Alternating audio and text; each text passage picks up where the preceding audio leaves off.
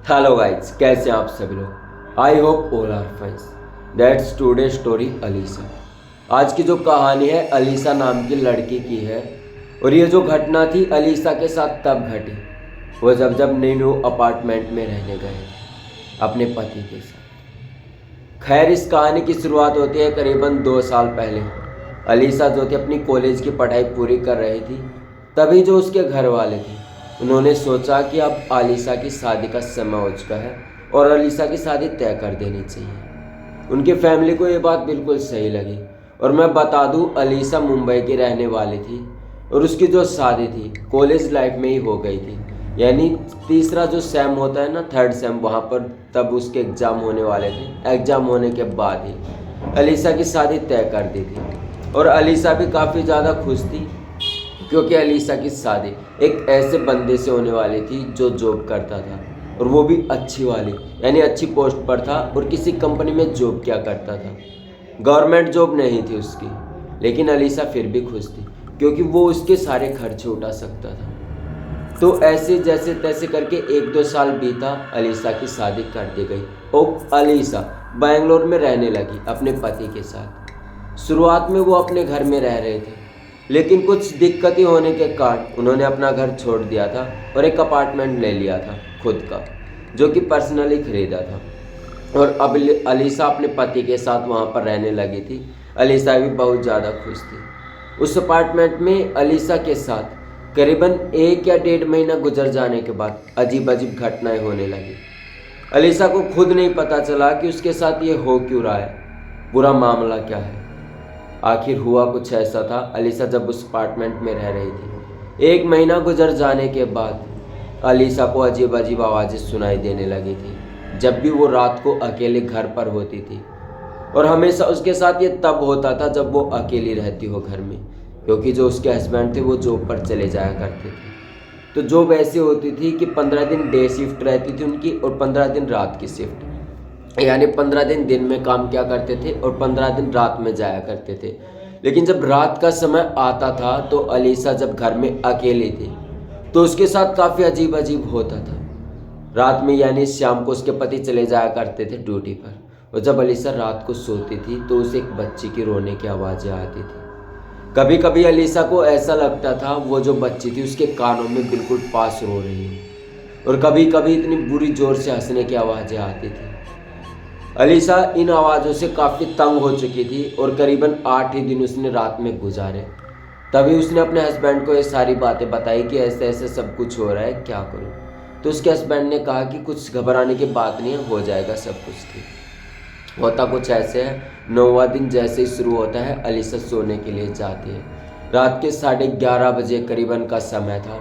Alyssa उठती है, उसको बहुत ही बुरा सपना आता है। उसे ऐसा लगता है एक लड़की उसके पेट पर बैठी हुई है और एक चाकू उसके हाथ में है और ऐसे अलीसा का गला काट रही है। अलीसा की आंख इस सपने के कारण खुल जाती है और अलीसा उठ जाती है। अलीसा जब सब कुछ ये देखती है, ऐसा सब कुछ सपने में, तो वो झट से उठती है। और जैसी रात को वो उठती है, करीबन 2:30 बजे का समय था और उसके कमरे में एक लड़की खड़ी हुई थी वहीं पर चाकू लेकर, जिसकी एक आंख से कंटिन्यू खून बह रहा था और उसके चारों तरफ मुंह पर खून था। अलीसा ये सब चीज़ें देखकर काफ़ी ज़्यादा डर गई थी। अलीसा को समझ नहीं आया कि वो करे तो करे क्या। और ऐसे ही 10 से 5 मिनट के बाद, यानी 10 से 15 मिनट के बाद, अलीसा के पास वो लड़की बिल्कुल करीब आ गई। ऐसे करीब आते ही अलीसा बेहोश हो गई और अलीसा को सुबह होश आता है। जब उसका पति गेट खटखटाता है तो अलीसा गेट खोलती है तो देखती है उसके जो हस्बैंड थे उनका बुरी तरह से एक्सीडेंट होया हुआ था। उसके हाथ पर बुरी तरह से चोटें लगी हुई थी और पैरों में पट्टी थी। अलीसा जब सब कुछ ये देखती है तो वो पूछती है कि ऐसे क्या बात हुई, क्या ये हुआ। तो उसके हस्बैंड बताते हैं कि रात के समय जब मैं ड्यूटी जा रहा था तब अचानक गाड़ी के सामने एक लड़की आ गई। उसको बचाने के चक्कर में मेरा एक्सीडेंट हो गया और मुझे ये चोटें आई। जब उस लड़के का नाम सुना, लड़की के बारे में सुना, तो अलीसा के पैरों तले ज़मीन खिसक गई, क्योंकि अलीसा को भी एक लड़की कंटिन्यू 8 से 10 दिन से दिखाई दे रही थी। अब अलीसा को समझ नहीं आ रहा था कि पूरा मामला क्या था और क्या से क्या हो रहा है। तो ऐसे ही जॉब चलती रही। अलीसा के जो हस्बैंड थे उनके जो चोटें लगी थी गहरी इतनी नहीं थी, वो जॉब कर सकते थे, यानी उनका इम्पोर्टेंट वर्क रहता था, वो मैनेजमेंट के हेड थे, तो उन्हें काम वाम कुछ करना नहीं था, ऑफिस का थोड़ा बहुत काम रहता था। तो ऐसे ही वो रात को जाते थे और आ जाते थे। लेकिन अलीसा को एक दिन एक बुक मिलती है उस अपार्टमेंट में। उस बुक में साफ साफ लिखा था कि वो जो लड़की थी, जो वो लड़की दिखाई दे रही थी अलीसा को, वो एक चीज़ थी, यानी उसकी जो डेथ थी उसे मारा गया था। अलीसा ने जब वो बुक पढ़ी तो पहले ही पेज पर जो लड़की थी उसके बारे में लिखा हुआ था कि इस तारीख को ऐसा सब कुछ हुआ। उस किताब में लिखा था कि आज से करीबन 10 साल पहले यहाँ पर एक फैमिली रहा करती थी और मेरे पापा और मम्मी इकट्ठा रहा करते थे। लेकिन ऐसे ही कुछ चलते टॉर्चर काफ़ी होने लगी थी मेरी मम्मी, जिसके चलते वो उन्हें काफ़ी टॉर्चर किया करते थे, क्योंकि जो मेरी मम्मी थी वो भी जॉब किया करती थी। वो नहीं चाहते थे कि मेरी मम्मी जॉब करे। और वो जो लड़की थी जिसकी डेथ हुई थी दोस्तों, उसका नाम स्वाति था, मैंने आपको बताया। स्वाति जो लड़की थी उसकी बचपन में ही डेथ हो गई थी। तो ऐसे ही पूरा माजरा उस किताब के अंदर लिखा हुआ था कि ऐसे ऐसे सब कुछ है और इस कांड से ये सब कुछ हो। तो वो जब किताबें पढ़ रही थी, जब पूरी किताब उस लड़की ने पढ़ी अलीसा ने, तो उसके समझ आ गई कि और आखिर में उस किताब पर एक फ़ोटो भी थी। वो किताब जैसे जैसे अलीसा पढ़ती जा रही थी उसके सब कुछ समझ में आ रहा था कि वो लड़की उसे क्यों दिखाई दे रही है और पूरा माजरा क्या है। असल में माजरा ये था, वो लड़की इस कांड से दिखाई दे रही थी क्योंकि जो उसके हस्बैंड थे, उस लड़की के पापा जो थे, उसके जो मम्मी थी, उनमें कुछ ऐसे टॉर्चर वगैरह चल रहा था किसी कारणवश से, प्रॉपर्टी को लेकर। और एक सबसे बड़ी बात, क्योंकि जो स्वाति थी उसकी मम्मी जॉब क्या करती थी, वो इस चीज़ को बिल्कुल भी सहन नहीं कर पाते थे। वो सोचते थे कि केवल मैं जॉब करूँ, ये घर पर आराम करें। और इसी के चलते प्रॉपर्टी के चक्कर में भी काफ़ी डील पैदा हुई थी। तो इसी के चलते एक प्लान बनाया जो स्वाति के मम्मी पापा थे, उन्होंने जो स्वाति के पापा थे उसने और उसकी मम्मी और स्वाति के साथ ये सब कुछ किया। हुआ कुछ ऐसे था, वो गाड़ी से जा रहे थे और उन्होंने पूरी प्लानिंग के साथ गाड़ी के ब्रेक फेल कर दिए थे, जिसके चलते स्वाति और उसकी मम्मी की डेथ हो गई थी और वो बच गए थे।